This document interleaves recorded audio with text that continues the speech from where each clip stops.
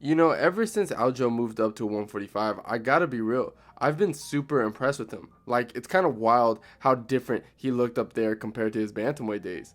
Like, at 135, yeah, he was dominant. Don't get me wrong. He had the belt. He was out grappling some of the best in the division, and his style was tricky as hell. You know, that funky, awkward rhythm, consistently like moving, the way he blended those strikes into those weird level changes and scrambles. It worked, but the thing is, he always looked fragile. And I don't mean soft or weak, but just strained. Like his body wasn't meant to operate at 135. I mean, you can literally see it. The dude looked like a skeleton on weigh-in day. He talked about it too. He felt nauseous, headaches, loss of energy, all of that just from cutting.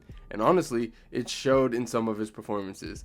He had these explosive first rounds, but by round 3 or round 4, you can see his cardio started dipping a little bit. You know, his reaction started slowing down. He was still winning, you know, majority of those fights, but it looked like a grind.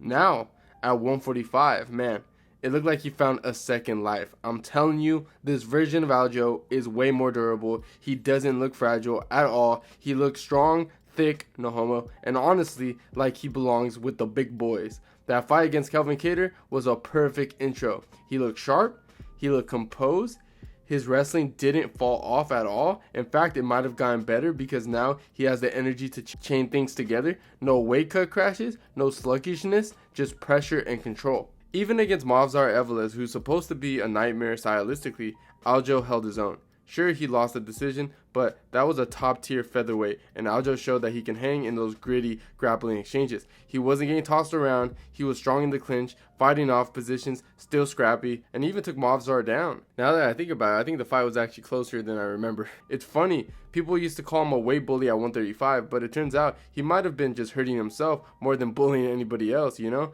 At featherweight, he still has that same awkward style, the same wrestling instinct, but now he's got the gas to go with it.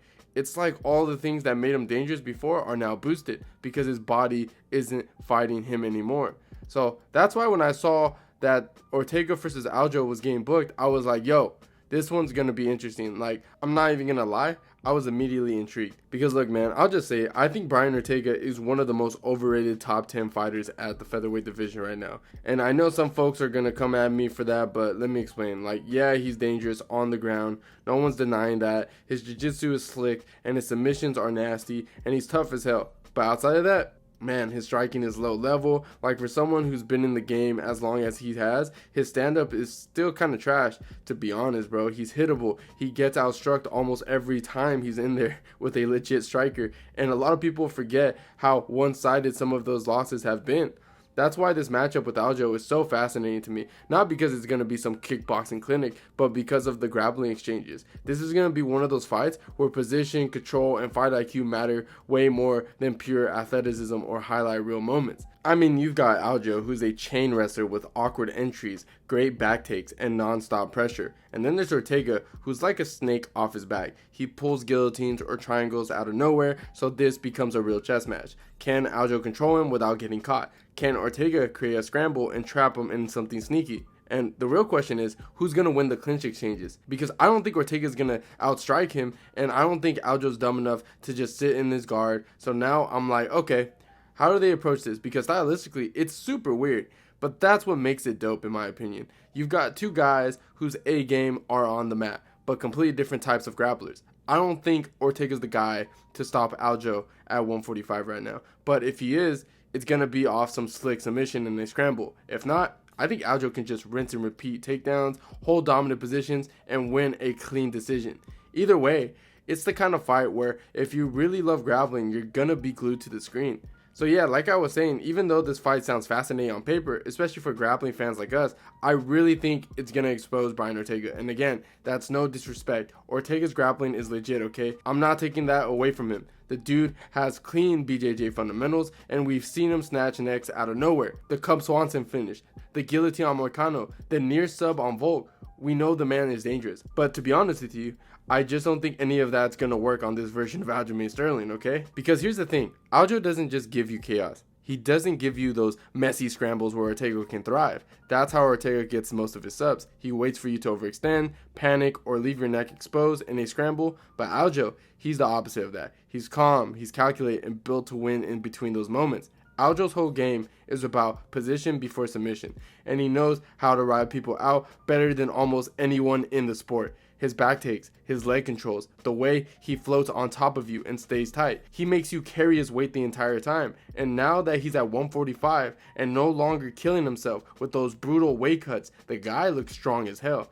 Like when he fought Kelvin Kattar, that wasn't a bantamweight bullying a smaller guy. That was Aljo physically dominating a real featherweight, and he looked comfortable doing it. Now compare that to Ortega. Let's be real, for all the hype around his jiu-jitsu, he's not a very good wrestler. He doesn't have good takedown entries, he rarely sets up his shots, and most of his subs happen when guys take him down and make a mistake. But if Aljo's the one that's initiating the takedowns and doing it smart, using the cage, chaining singles, and doubling together, then Ortega's gonna be on the defensive the entire time. And that's the thing, man. It's not like Ortega's guard is super active off his back. He tends to play a waiting game. He shells up and waits for you to give him something. Aljo's not going to give him anything. If anything, Aljo's going to be posturing up, landing ground and pound, passing guard, floating between half and side control, maybe even taking the back. That's when he's at his best. Mat returns, control time, back riding, just breaking your will slowly, you know?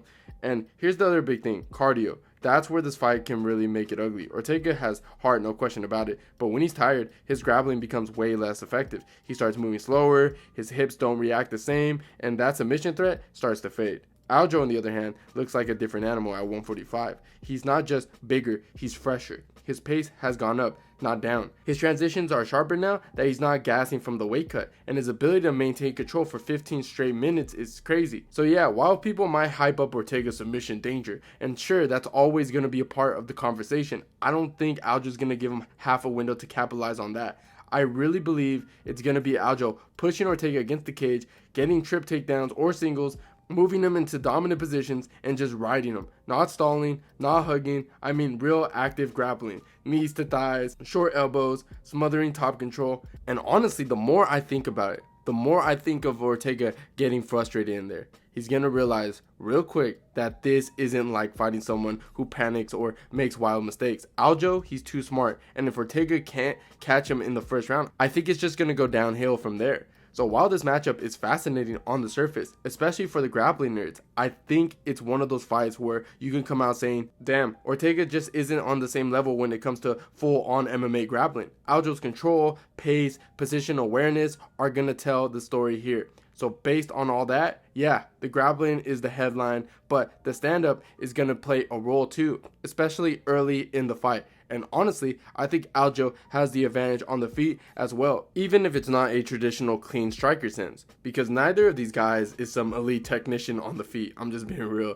Let's just get that out of the way. We're not dealing with some slick boxer versus Muay Thai, you know? But stylistically, I lean towards Aljo having more tools and being a bit more effective in the chaos. Aljo's striking is weird. He throws funky kicks, long jabs, awkward angles, but guess what? It works. He's got that wide stance, long reach, and he uses it to manage range really well. He's consistently switching it up from using front kicks to the body, leg kicks, spinning stuff occasionally, not because it's gonna knock you out, but because it keeps you off rhythm. That's the key. He doesn't need to win the striking war.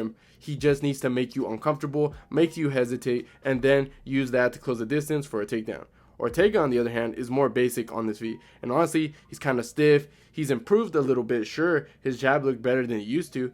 He throws some nice counters here and there, but in general, he still gets pieced up in most striking exchanges. Like, go back to the Max Holloway fight. That was a masterclass in how to beat Ortega on the feet. Even against Volkanovski, Ortega landed a few good shots, but overall, he was getting beat to the punch. Same thing with Yair. He's just not fast, not elusive, and he tended to get hit a lot.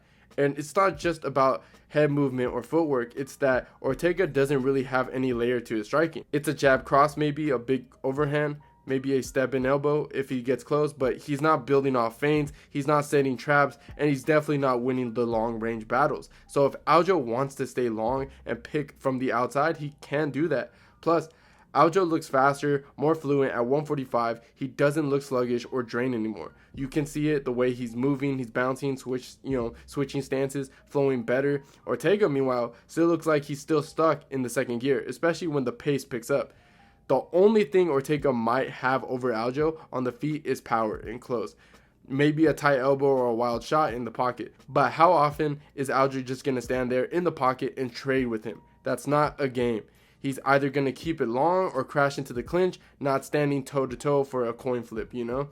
So yeah, I'm not saying Aljo is some striking wizard, but between his awkward rhythm, his kicks, his range control, and just being more athletically sharp at 145, I honestly think he edges Ortega on the feet too. And that's the kind of scary part for Ortega. If he can't win the grappling and he's getting outpointed on the feet, where does he go? Because he's not going to out volume Aljo. He's not going to out wrestle him. And he's not slick enough to land something huge unless Aljo just walks into it. So when you really look at this fight as a whole, the grappling, the striking, the cardio, the pace, I think Aljo has a real clear edge everywhere. And that's why I keep saying, as cool as this matchup sounds on paper, it's very possible we come out saying, damn, Ortega just got outclassed everywhere. And since it's only a 3-round fight, I actually like Aljo's chances even more. You're giving a guy like Sterling, who's got great cardio, a fast start, and a solid ability to control fights early, just 15 minutes to go in there and push a pace. Yeah, I think that plays right into his game. And I'll be real with you, I don't expect Ortega to win this. In fact, I expect him to lose clearly and probably look a little bit exposed in the process. And I don't say that to hate, I'm just calling it how I see it. Because let's be honest, Ortega hasn't really improved where he needs to. His striking is still basic and stiff. His wrestling, non-existent. And he's been in the UFC for so long right now. You think at some point he would have added better setups to get his fights to the ground or develop some defensive layers on the feet. But nah, it's the same Ortega every time. Super tough, crazy heart, elite BJJ, but the rest of his game is still one-dimensional. Now look, I'll admit this video could age horribly. If Ortega suddenly shows up like a new version of himself, putting combinations together on the feet, shooting takedowns, stuffing shots, then hell yeah, that's what I'm talking about. But I'll be the first one to give him his flowers. But based on everything we've seen, I'm not betting on that happening. Not from a guy who barely fights anymore. And that's my other problem too with Ortega. He's just not active. He fights maybe like once a year, sometimes less, you know? And when you're already dealing with that gap in your game, staying inactive doesn't help. I don't care how good your BJJ is. If you're not sharpening the rest of your tools, someone like Aljo is just gonna run circles around you.